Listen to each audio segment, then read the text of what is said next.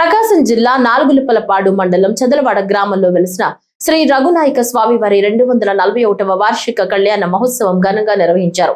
ఈ సందర్భంగా వేద పండితులు స్వామివారి ఉత్సవమూర్తులను ప్రత్యేకంగా అలంకరించిన కళ్యాణ మండపంలో ఉంచి శాస్త్రోక్తంగా కళ్యాణ క్రతువును నిర్వహించారు.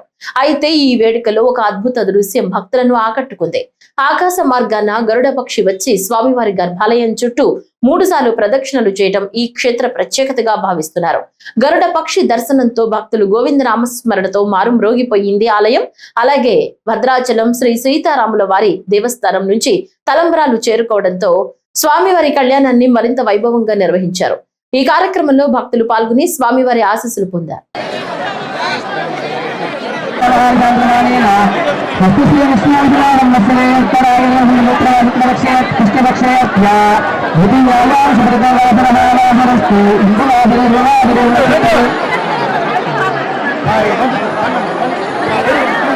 మా ఆకాశంలో చూస్తున్నారు కదా, 9 మంది వరువాళ్ళు చేశారు. కులాల కార్యక్రమాన్ని నిర్వర్తిస్తున్నారు.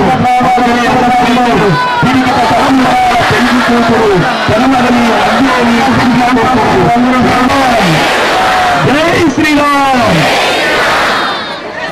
చూడండి, ఇప్పుడు మనం అని తరువాత ఈ యొక్క కళ్యాణ మహోత్సవాన్ని సక్రమంగా నిర్విఘ్నంగా నిర్వర్తింపజేసేలా బీజేపీ తండ్రి అసలు గరుడ పక్షి గరుడు వాహనుడు కళ్యాణ మహోత్సవాన్ని సక్రమంగా నిర్విఘ్నంగా నిర్వర్తింపజేసేలా బీజేపీ తండ్రి అసలు గరుడ పక్షి గరుడు వాహనుడు